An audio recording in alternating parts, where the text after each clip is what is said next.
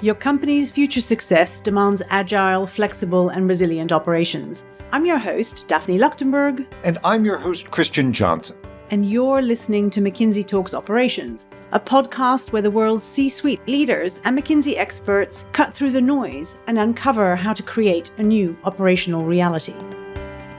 It's been an exciting year for us here at MTO. We've expanded beyond the podcast to bring together the best of McKinsey's operations practice blogs, events, and videos, as well as the podcast that started it all, under the same McKinsey Talks Operations name. And we've also recently launched a LinkedIn newsletter to bring you even more great content. So many ways to access our insights and to join the conversation. Now, as the year draws to a close, we're continuing our tradition to look back at some of our highlights from 2024. There were 4 broad themes that we brought to you in the last 12 months: building resilient operations ecosystems, decarbonizing operations, how organizations can win with talent, and of course, tech-enabling operations with digital, and finding ways to start introducing Gen AI into the mix. And that's where we're going first on today's Look Back. At the beginning of the year, we were mostly talking about new Gen AI use cases and where we thought Gen AI had the potential to add value. Let's hear a little from Marie L. Hoyak and Nikolai Müller. I think it's a question that clients have to ask themselves, what is the impact I want to achieve? At the end, we have to solve one big question and challenge. It's how to increase productivity, which is efficiency and effectiveness. So when we looked into use cases, actually, we tried to look into different angles. One is the question of automation. Things that currently take hours can be done in seconds. But also about augmentation, where maybe human is just able to at least work with a certain set of data. And now imagine you can access all the data in the world which exist. This was one of the big industrial revolution with the internet. And now the internet gives you access to all data. And now you have a machine which allows you to use all data, synthesize all data. So we talk about augmentation. And then we see innovation. Innovation, just the capacity to come to completely new solutions. So not only doing an existing product cheaper or come to a faster actually development of a product, but now actually coming with completely new ideas of features and services. So what have we seen? Automation. I talked about I'm fascinated what you can now do in software coding and the whole engineering. You heard also, for example, the CEO of NVIDIA saying, hey, the era of software is over. I think we told all our kids to learn software, and now you figure out software can be done by a machine. So it's a huge evolution that we'll see, but not only in software, also in hardware development, synthesizing a huge amount of requirements that your customer gives to you, asking Gen AI to actually understand what are the requirements, how does the requirements different from the last product, how does the requirements between products actually are similar or different, will help actually to come to better synthesis, better understand the requirement, and develop faster, better products. Augmentation in pharma and research. I think we'll see a humongous increase in effectiveness and output in research. We have cases in pharma where you can imagine understanding each little molecule, what kind of effects it has, how it reacts to each other, is something which is instrumental.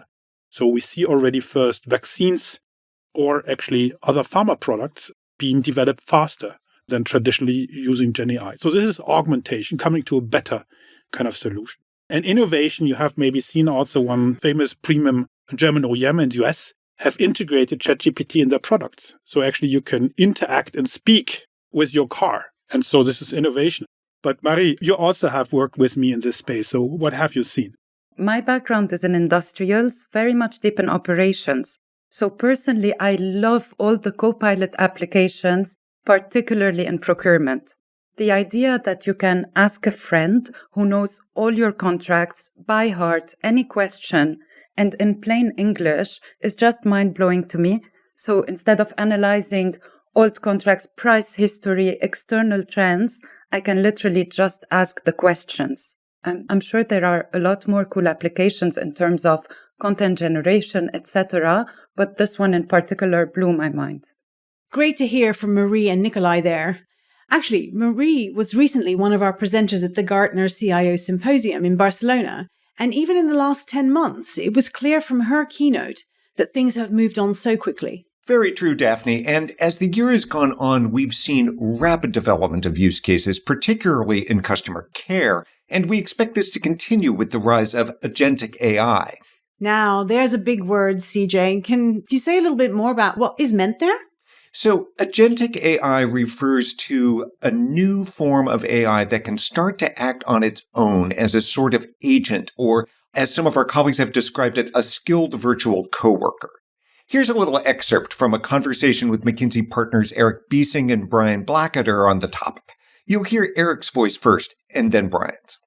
First of all, this concept of speech to text is not new. Organizations have been recording conversations for years. But I think recently the expectation of the quality of the insights and intelligence coming out of it, in fact, it's a shift from speech to text to what's sometimes called conversational or voice intelligence, I think is on the horizon here. And this is where organizations are really getting into the root causes of why customers are calling. And Gen AI has a big role to play here, by the way. This idea of multi-intent, which in its basic form means we don't just call in for a very simple reason. You can't just categorize it as, oh, this is a billing call, or, oh, this is a question about my policy. In fact, it's much more complex than that. And so the conversational intelligence allows organizations to really understand the 4 to 5 reasons why an individual is reaching out, what their real issue is, which allows us to better resolve that issue upstream or to share information with other parts of the organization on how to avoid this interaction or this frustration for customers in the first place. And I think where this is going is companies can use customer care data as a better predictor outside of care. I don't think enough organizations do that. They think of it as contained in the 4 walls of the organization, but why can't it be used as input for better product design in the future? Why can't it be used to better design services that don't cause friction and frustration with customers later? I think there's a real opportunity to take our voice data and use it in a much more helpful way than what we do today, which is primarily compliance and quality assurance. I would just add to that you would probably hear today a lot of people talk about using it to be able to train models, and I think there's things that you can do with that, but actually most organizations are a little bit where Eric described that it's quite basic on the understanding about why people are calling. Oftentimes what you will see is that the top reason why people are calling you is the number one thing that's in the drop-down menu that an agent clicks on.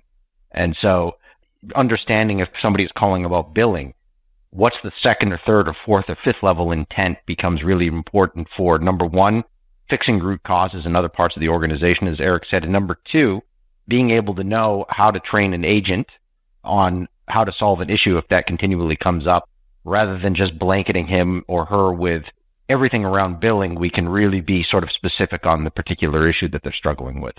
I really enjoyed that episode, particularly the way it looked at how Gen Z are engaging with contact centers in a way that might surprise us. Who knew they'd be so keen to pick up the phone for an actual live conversation? And this is something I tested in my own family. My 17-year-old niece told me that for her and her peers, the phone is for serious conversations. So if she's not happy about something, that's her go-to channel. So I found that really fascinating to see that this really is playing out in real life. This is not something that just our consultants are coming up with on their own. But moving on for a moment, AI and Gen AI was a key topic at one of our events earlier this year, the inaugural North America Research and Development Leaders Forum. CTOs of several companies took to the stage, sparking vigorous conversation among 40 industry leaders on topics such as AI-driven innovation, accelerating product development, governance, and operating model selection.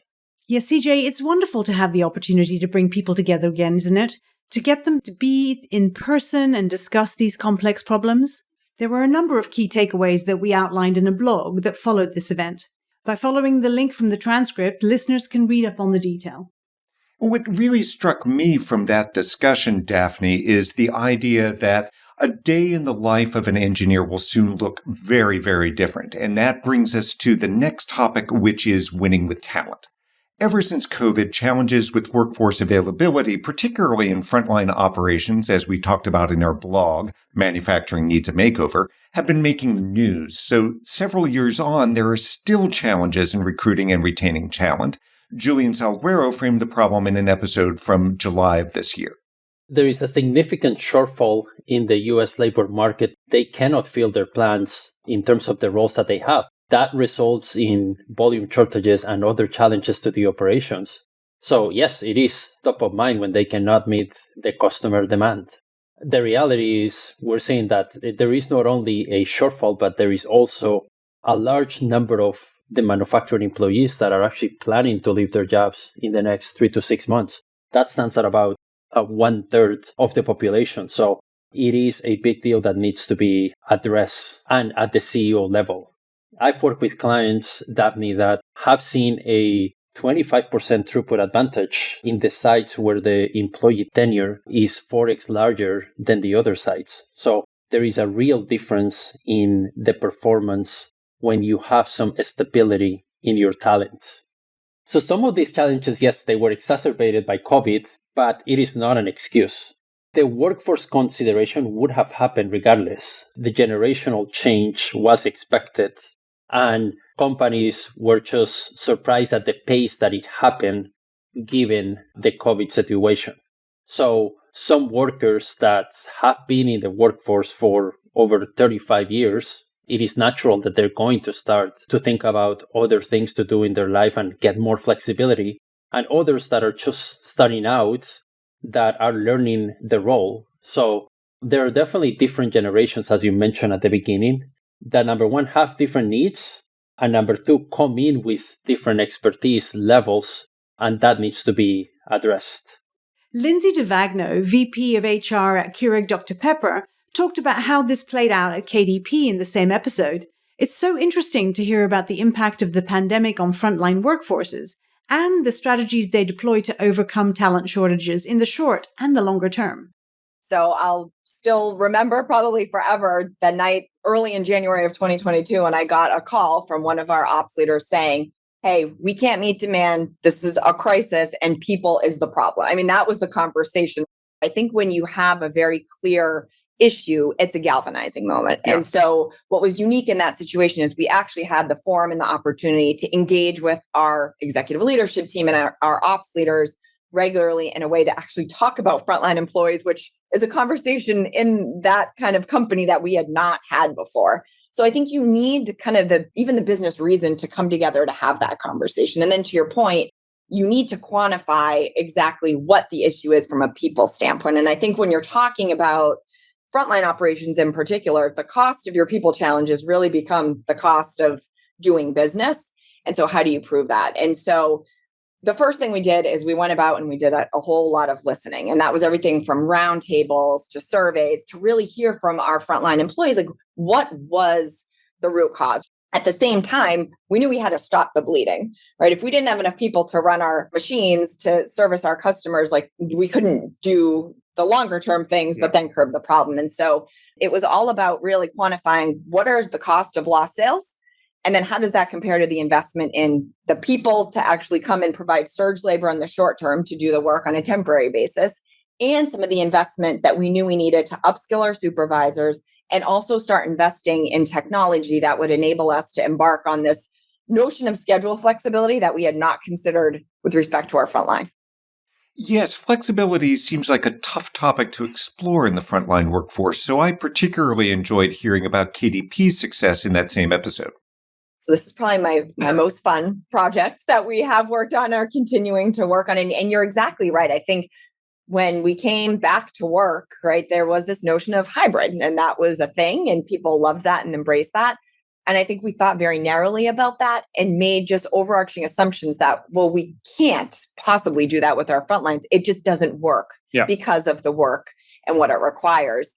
And I think what listening to our frontline employees told us is we actually have to start thinking differently about that, challenge convention, and figure out a way to make it work. So it became much more of a no, we can't to a how do we? And that mindset shift was a huge unlock for us. And so when we think about flexibility for the frontline and the shift patterns, right, you need to really start bringing the operations team along to think differently, because it is a huge exercise in change management. When we started embarking on this journey, we first started with, okay, how can we test this? We did a market scan and we purchased an app that essentially let frontline workers swap shifts with each other. So that was the first step of, if my child has a soccer game and I'm scheduled to work, how do I swap a shift with Tyler and pick up one of his shifts when it was easy to use and it was intuitive and people were enjoying having the ability to shift their schedules in that way. And it isn't just manufacturing in the US.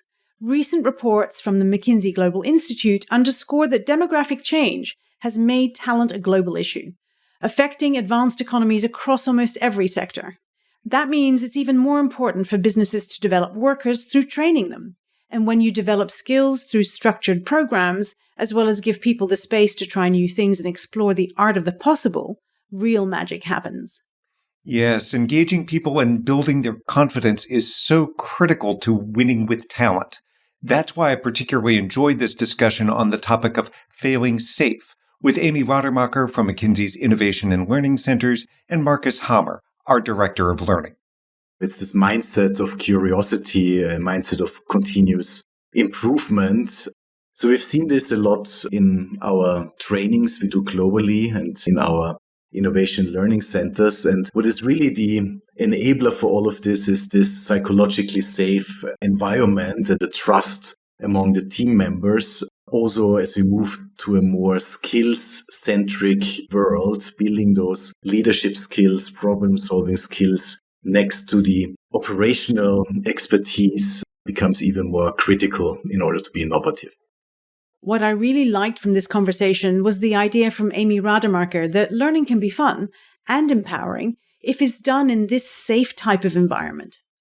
It's not only the having fun and just enjoying it, but that also adds an element of excitement and fun to the overall transformation that the company is going through, and getting workers on board and motivated to make the changes they'll need to make is incredibly important. So that element of fun really just drives things forward. One last thing I'd like to mention is even stepping beyond skill building here. One of the really neat and powerful things about Capability Center is that for the teams and individuals who go through it, it serves as a shared reference point that helps build the glue between the team, between the individuals, even the network.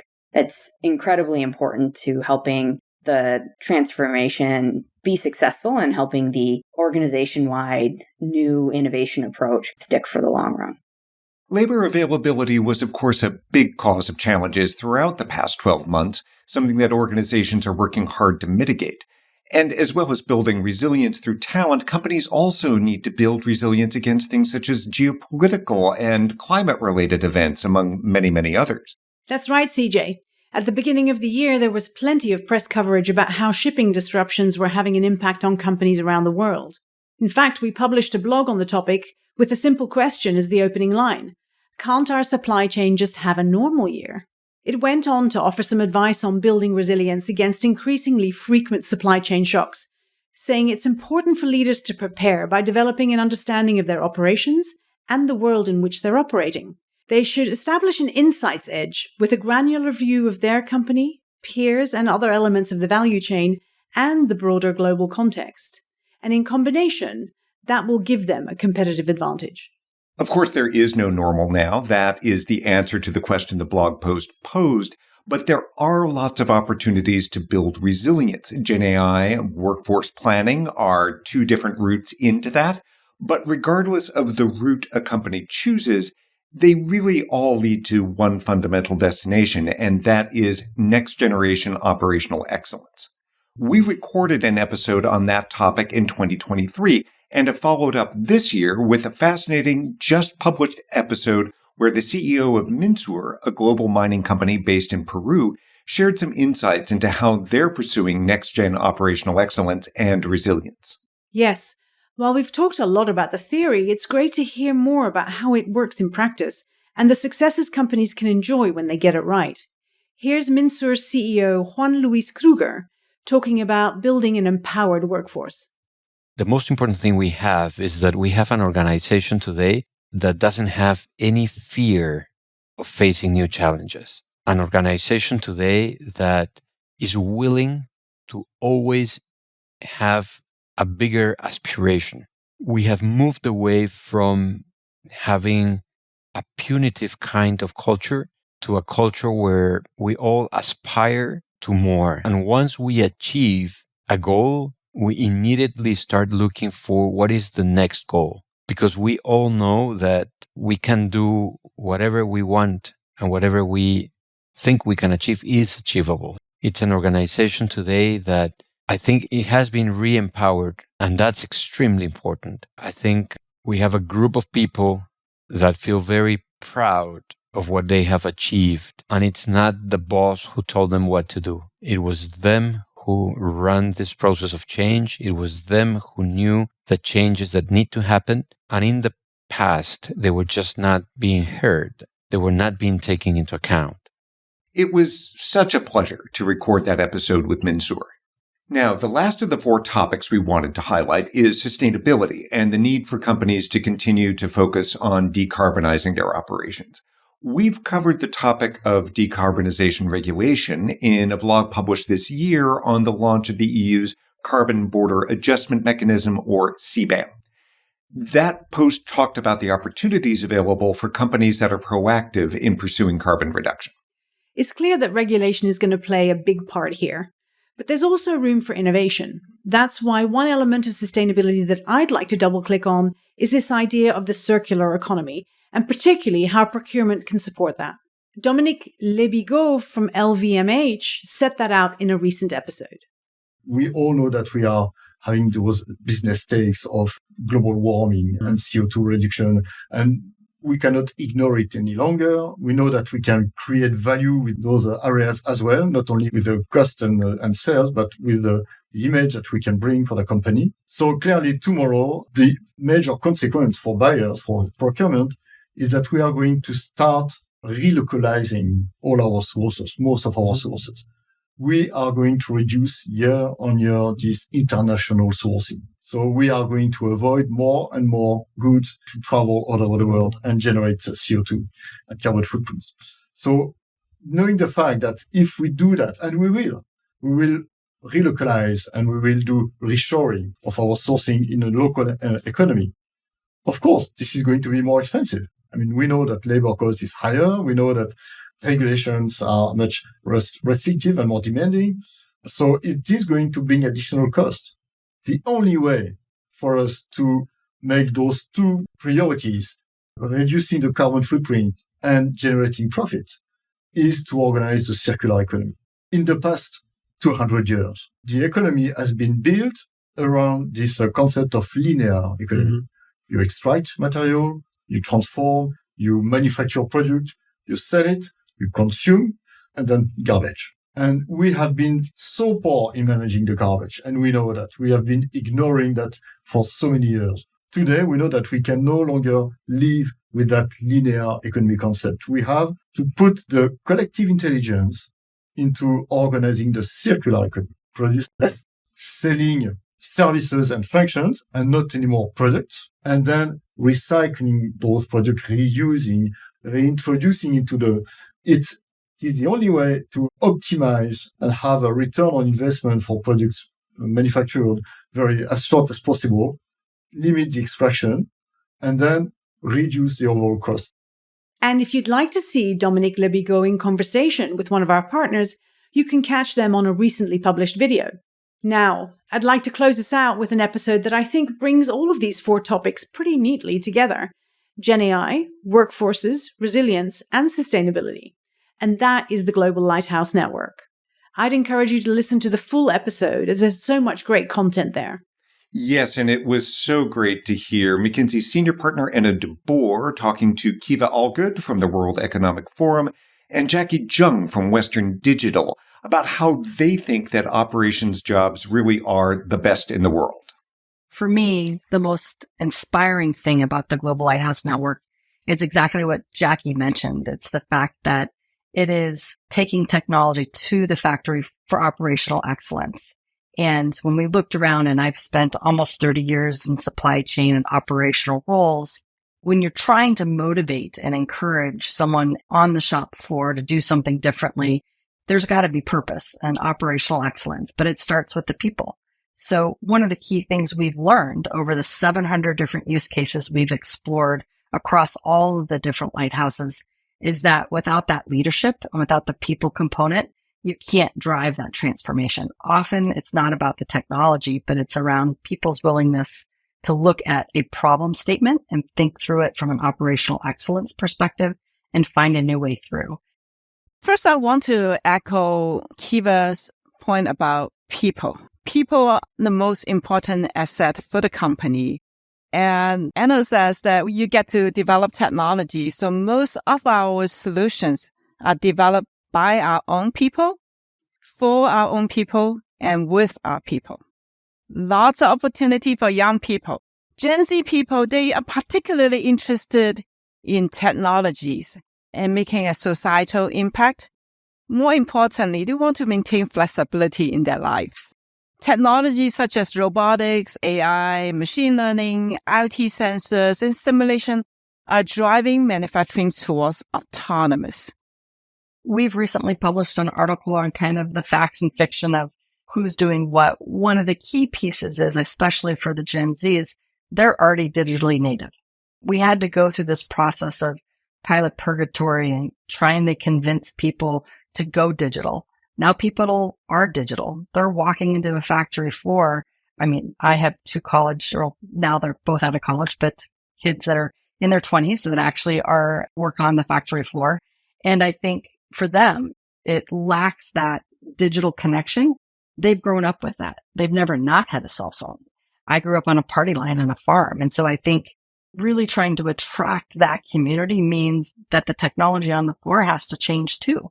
Otherwise, it's not a job that they're going to be interested in doing. And I think that's the precipice that we're at right now, is not just how do we keep the people that we have, but how do we attract and retain folks that are digitally native, which means we have to talk about the noble thing that we do. I mean, Jackie's job is probably one of the most exciting in the world. She gets to build things every single day. She gets to help save the planet. She gets to figure out how to save water and energy. Not a lot of jobs allow you to do that. I like the point, Kiva, that you're making here is about that Jackie has the coolest job on the planet. All our lighthouses have coolest job. If you think about it, is where do you have a job where artificial intelligence, where automation, where 3D printing, where IoT, where all these technologies, like 10, 15 technologies, very different technologies, coming all together, and you need to make impact out of this. You need to create something out of this. That is the coolest job on the planet. So to the young generation, hear my word out. Get ready. If you want to work in cool tech, come onto the shop floor. This is the place to be in the future. The coolest job in the world sounds great. Although I think I'd argue that our jobs run pretty close, getting to explore so much great content and spend some time talking about all the great things we're seeing in operations. Too true. And with that, it's time to bring this episode to a close. You've been listening to McKinsey Talks Operations with me, Daphne Luchtenberg. And me, Christian Johnson. If you like what you've heard, make sure to subscribe and stay tuned. We'll be back with new episodes in 2025.